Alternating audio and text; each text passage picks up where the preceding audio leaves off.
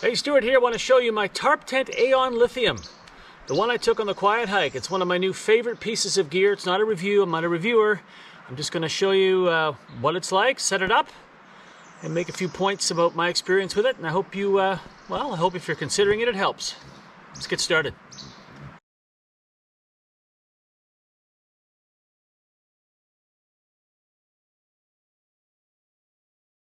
Stuff sack tent. The stuff sack over here. What I like about this is the Tarptent includes 6 Easton very lightweight tent pegs. They come with the tent. So the weight of the tent includes the tent pegs when you look at it all. Gotta watch that online, right? I tend to use carbon fiber from Z-Packs. These are 6.2 grams-ish, and these are about 8.2 grams-ish, depending on your scale. We'll use a combo of both. 6 pegs only and 1 trekking pole. And that's what I like about it, and I'll explain that to you after.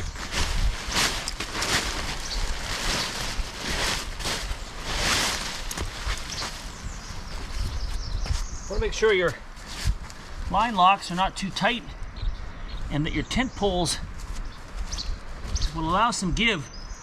The tent pegs rather will allow some give when you get that tent pole in the vestibule here. I'm going to show you that in a sec.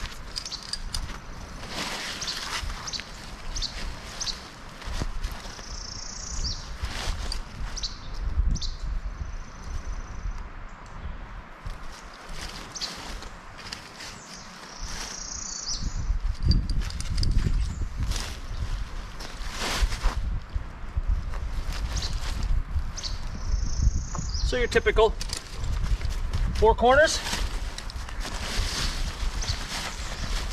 Find your door.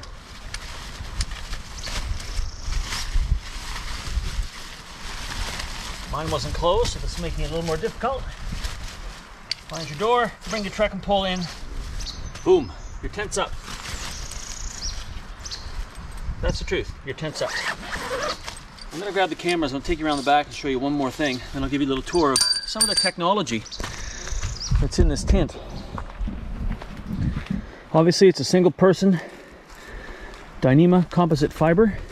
This is where your other tent pole goes. And you can see that.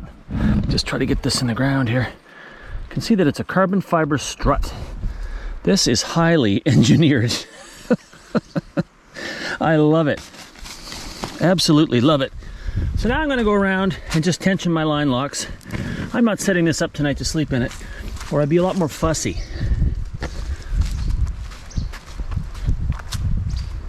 Get this guy in. That's pretty good. And look on the corners. Let me shorten my trekking pole here for you. As you can see here on the corners, interesting carbon fiber strut design as well, and it allows airflow and structural integrity to the tent. Look at that. I'm going to bring one more around to the front. As with all trekking pole tents, bring you back down to the ground here. We're going to put one more stake in the front, and that gives us our structural integrity. Get my tent pole here. Again, I'm not a reviewer, I'm just a guy who backpacks, but I love this tent. This also can come down, be used, but for now, open it up. Something else I like, let me swing you around. Hey, where did I go? Let me show you something else I really like about this. Oh, sorry about that, it's my trekking pole. My cameras are on my trekking pole. We're going to talk about that in a sec.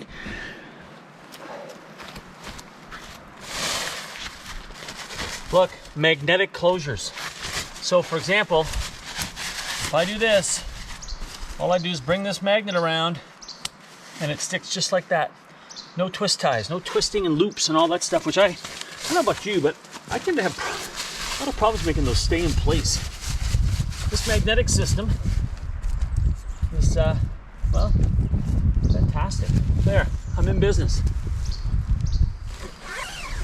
Absolutely in business. Now you can see in the back, I'm going to take you in a sec, but you can see in the back, that's something you would employ to make sure you didn't get rained on. And I had that employed in the Rockies when I got snowed on. And this tent was, while it did sag a little bit in on me with the snow because I didn't have it properly tensioned because I was on uneven ground, it was bomb-proof for me. Absolutely bomb-proof. So let me take you inside and show you around for a second. Inside the tent now. Point out a couple things. That's a vent. You can close that up if it's super cold, or if you're out in snow like I was and there was any kind of drift coming through. Lots of ventilation in here. More venting at this end. Another carbon fiber strut, which provides significant engineering benefit at the top of this tent for strength and for headroom. I'm going to get back out here and show you when I lay down the kind of room I have inside as well. But I was very comfortable in this tent, and the vestibule has a ton of space, which I'm also going to show you. So a really, really spacious tent for a single person design. Always take my shoes off.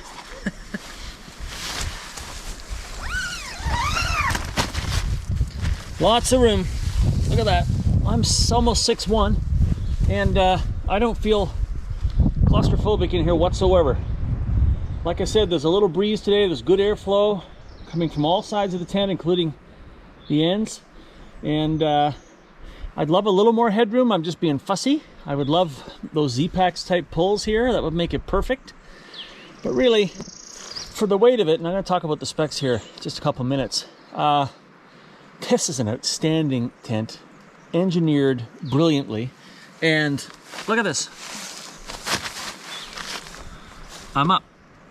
I can move around. Like I said, I didn't feel claustrophobic in here at all. One last look at the outside, and then I'll take you through some specs. You can see I've put one of the vestibules over just to give you the idea of space. Look at that. Tremendous amount of space. In fact, I had all my gear under there when I was on my quiet hike in the Rockies with this. I pulled that one a little much. Stu. See, this is why I don't do reviews, guys and girls. Anyway.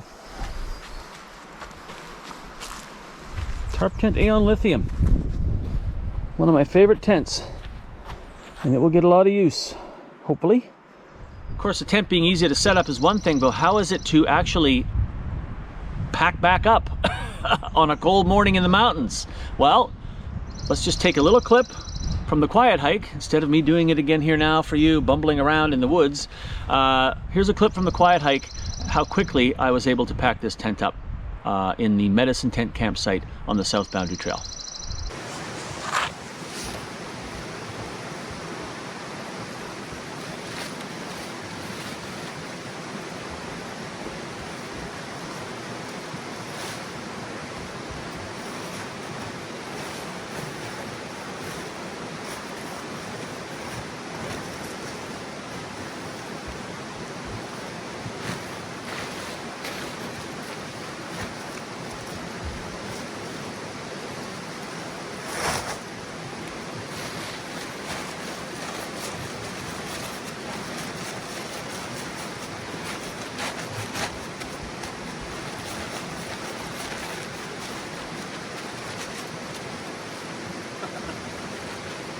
Pretty easy, although, you know, not my best performance.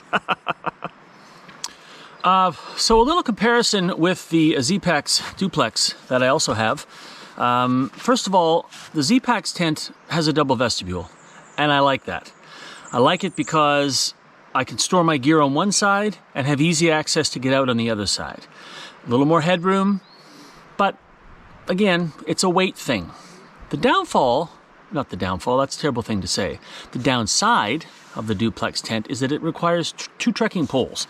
And let me explain why that's an issue. I'm gonna do a little video on my phone here, which I'm now gonna interject into the video. There's my trekking pole. Hi, Stu. It also holds my iPhone back there, so I have two cameras filming because I've had issues, as you know, in the past with the broken GoPro on the West Coast Trail. We lost part of the sawback circuit. But this unit here, that's how I do these videos. So to lose that as a trekking pole is an issue. And I went out and bought a solution to that so that I could have my trekking pole available to do videos around camp and things like that. I bought a 6 Moon Designs, I'm reading this, 124 centimeter or 49-inch carbon fiber pole. And if you watched my hike to Foster Brook, I pointed it out in that video specifically. And I explained that this is why I bought the carbon fiber pole. What does it add? It adds 51 grams to my gear loadout. That's 1.8 ounces. And it folds to 44 centimeters or 17.5 inches. Fits easily in your backpack. All right, back to the Aeon lithium from Tarptent. The Aeon lithium is 490 grams or 17.3 ounces. The duplex, my other tent, 539 grams or 19 ounces, not including the pole pegs. Remember that. So there's a bit of a difference there. Not a big difference that I would consider taking the Aeon lithium because I was going to save a significant amount of weight.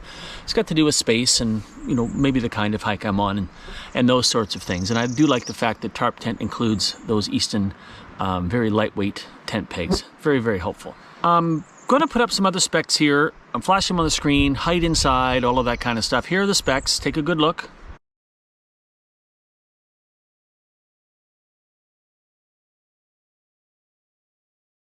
So while this is not a review, I do want to talk about reviews for a second. I trust outdoorgearlab.com online, not affiliated in any way, of course. I trust them because they're like Consumer Reports. They buy things. They're not sponsored. They go out and test them in the field, and then they come back and they write reviews and rate them and compare them with other products. When they initially reviewed this, and I'll get to why I'm saying initially in a second, when they initially reviewed this tent, one of the taglines was, it was incredibly hard to set up. Now listen, you know me, I'm just an old backpacking dude. That really didn't take me very long to set up, really. It's 4 tent pegs and a trekking pole, and then another tent peg in the back and some adjustments. It's not that hard. The part that got me in the review was they said, if we'd taken the time to watch the video on how to set it up, it might have been easier. What? Why would you go into the woods with a brand new tent you don't understand how to set up and then complain that you didn't know how to set it up and it was too hard? I mean, that just baffles the mind, and I was it kind of really, because I trust that website so much, it kind of upset me a little bit. And they've since actually gone back and rewritten the review and taken out some of that more negative stuff, because they must have gotten feedback from people like me. Like, you know, maybe they wanted to test it cold as part of the review process, but I think that does readers a disservice, because quite honestly, what we should be teaching folks, any of us that backpack regularly, is that you really do need to be prepared before you go out.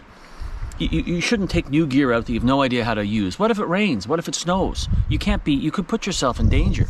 So when you read reviews, don't just look at the stars and the little taglines. Actually read the review, because I almost didn't buy this tent because of that review until I read it. And I'm like, well, why didn't you read the instructions? It just baffles the mind.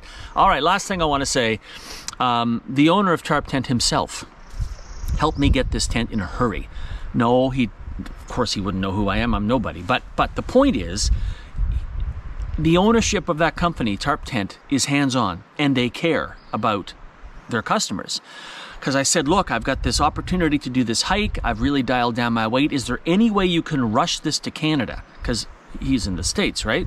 And I think it's Henry. If I'm right, I'll flash it up here on the screen. If I'm wrong, I'll flash up his proper name on the screen. But he communicated with me multiple times. I paid extra for shipping, and he got the tent to me on time. And I just think from a customer service perspective, if anything goes wrong with that tent, I know I can reach out to Tarptent and maybe even to him personally, and it will get resolved in a very speedy way. At least that's what I think based on my purchase experience. So a great company, great tent. Look, did this help? I don't know. It's not the cheapest tent in the world. I'm going to flash up the pricing in US and Canadian dollars right now for you. Nothing made out of Cuban fiber or whatever it's called now, Dyneema composite fiber. Nothing it's not inexpensive. It can't be. It costs too much to buy the fabric. But I think it's worth it. If you're getting older like me, I'll be 54 this summer. Yeah, every ounce counts. It really, really does. And being a little more lightweight without being crazy about it has really made my hiking a lot more enjoyable. So thank you for watching this non-review video of the Tarptent Aeon Lithium. If you have any questions, as always, post them in the comment section below, and we'll see you soon on the trail.